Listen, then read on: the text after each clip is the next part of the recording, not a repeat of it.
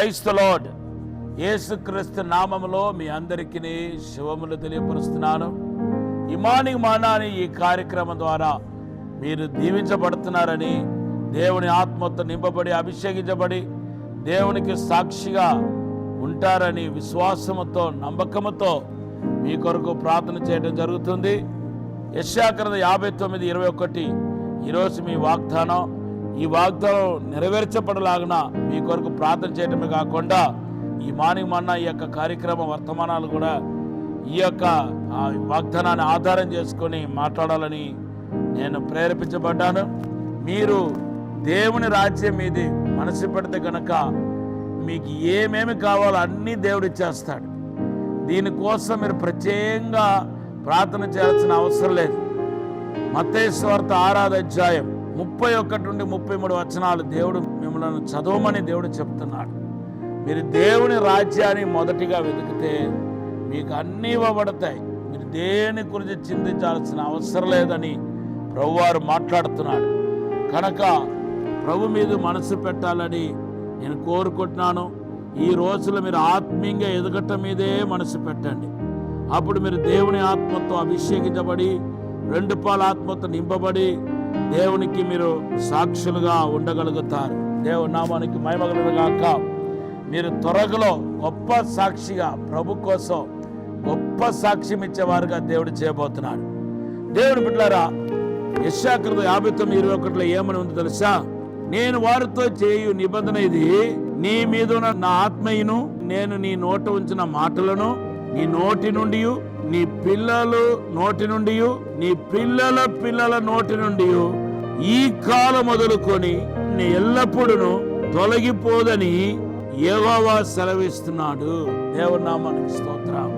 శాశ్వత కాలం, తరతరాలు దేవుని ఆత్మ పొంది ఆత్మ పురులవ్వాలనేదే దేవుని ఉద్దేశం. మీరు గనక ఇప్పుడు పరిశుద్ధాత్మతో నింపబడి ఉంటే గనక ఒకటి గుర్తుపెట్టుకోండి, మీ తర్వాత తరతరాలు మీ పిల్లలు కూడా ఖచ్చితంగా పరిశుద్ధాత్మ పురులు అవుతారు. ఈ వాగ్దానం అబద్ధం కాదు.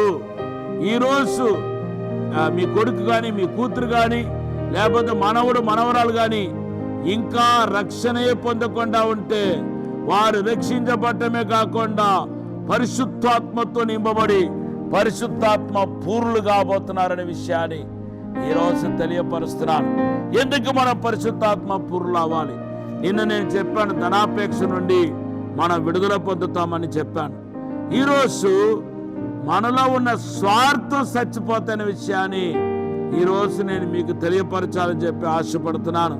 అపోస్తల కార్యం 2వ అధ్యాయం 45వ వచనం చదివితే, దేవుని బిడ్డలారా, మరి ఎవరెవరైతే పెంతెకోస్తు అనుభవంలో జరిగిన గొప్ప మార్పు ఏంటంటే హృదయ శుద్ధితో పాటు కరుగబట్టముతో పాటు పరిశుద్ధపరచబట్టంతో పాటు దేవుని బిడ్డలారా వాళ్ళ ఆస్తులను అమ్మివేసి దేవుని మందిరానికి తీసుకొచ్చి అపోస్తలుల పాదాల దగ్గర పెట్టేశారు.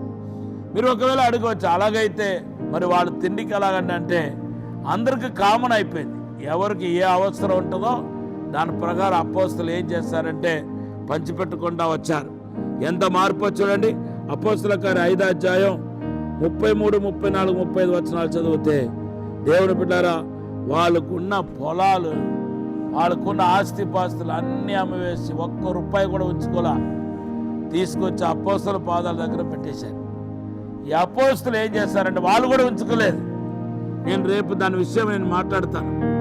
అయితే జనాలు ఇచ్చిన కానుక రూపంలో ఇచ్చిన డబ్బులు కానీ లేకపోతే ఆస్తిపాస్తులు ఇలాగా దేవుని ఆత్మ ప్రేరేపణతో వచ్చి ఆస్తిపాస్తులు అమ్మేసి తీసుకొచ్చిన ల్యాండ్ని కానీ లేకపోతే మందిరానికి రాసిన ల్యాండ్ని కానీ లేకపోతే ఇంకొకటి కానీ వాళ్ళు ఉంచుకోలేదు. వాళ్ళు కూడా ఏం చేస్తారంటే ప్రజలకు పంచిపెట్టేసి నిస్వార్థ పరులుగా ఉన్నట్టుగా మన పరిశుద్ధ గ్రంథంలో చూస్తున్నాం. దేవుని బిడ్డలారా, మన నిస్వార్థ పరులుగా చేసేది ఏంటంటే దేవుని యొక్క పరిశుద్ధాత్మ నింపుదల. అంత త్వరగా మనము విడిచిపెట్టిన స్వార్థం అనేది మాత్రం అంత త్వరగా చంపలేము. అది ఎక్కడో ఒక దిక్కున స్వార్థం వల్ల పనిచేస్తూనే ఉంటాయి. ఈ స్వార్థం ఉండటం బట్టి కక్ష, కోపం, ఎదుటవాన్ని మరి బలహీనపరచటం, ఎదుట వాళ్ళని చూసి ఓర్వకపోవటం. ఎవరైనా కొంచెంమందికి హ్యాపీగా ఉంటే, ఏ కుటుంబమైనా ఏ వ్యక్తి అయినా హ్యాపీగా ఉంటే, కొంచెం బాగుంటే వాళ్ళ మీద బురద చల్లించటం, వారి మీద లేనిపోయిన నిందలు మోపి వారు లేకుండా చేయటం. దేవుని బిడ్డలారా, వాళ్ళు కృషించి ఇంకా నాకు ఈ ఆత్మీయత వద్దు, ఈ ప్రార్థనే వద్దు, ఈ మందిరమే వద్దని పారిపోయేదాకా కొంతమంది మరి ఇదే పనిగా ఏం చేస్తారంటే ఇతరుల గురించి మాట్లాడుతూ ఉన్నారు. దీని వెనకాల ఉన్న మెయిన్ కారణం ఏంటంటే స్వార్థపరం.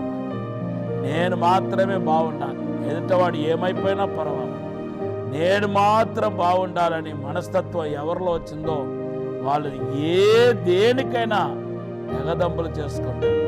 ఈ స్వార్థాన్ని కూడా వేరుతో పీకి పడేయగల శక్తి పరిశుద్ధాత్మ దేవునికి ఉంది.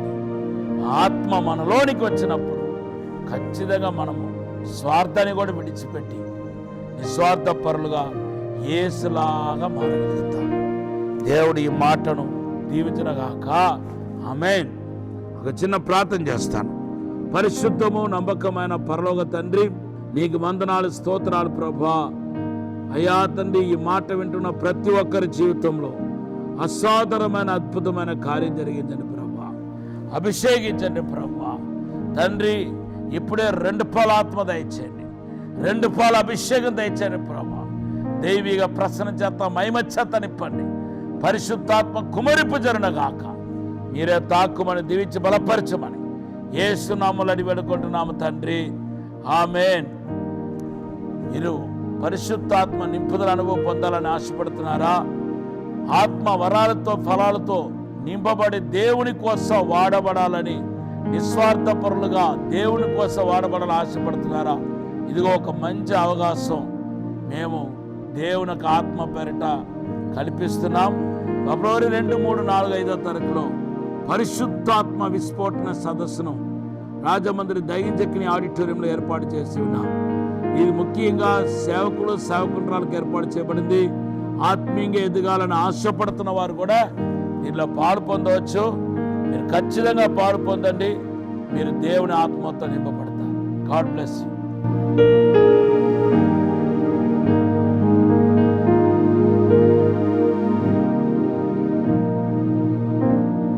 రాజమహేంద్రవరంలో దహించు అగ్ని విస్ఫోటన సదస్సు, యూదా గోత్రపు సింహముల సమావేశం 2026 ఫిబ్రవరి 2, 3, 4, 5 తేదీలలో ప్రతిరోజు ఉదయం 9 గంటల నుండి ప్రారంభించబడును.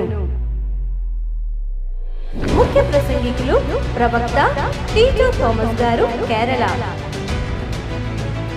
డాక్టర్ జయశీలన్ గారు చెన్నై, డాక్టర్ థామస్ గారు, డాక్టర్ శివ థామస్ గారు దహించు అగ్ని మినిస్ట్రీస్ రాజమహేంద్రవరం. రిజిస్ట్రేషన్ ఫీజు 100 రూపాయలు మాత్రమే. దూర ప్రాంత ప్రజలకు భోజనం మరియు వసతి సదుపాయం కలదు. స్థలం దహించు అగ్ని ఆడిటోరియం, నటరాజ్ థియేటర్, రాజమహేంద్రవరం. మరిన్ని వివరాలకు 9494940072 మరియు 73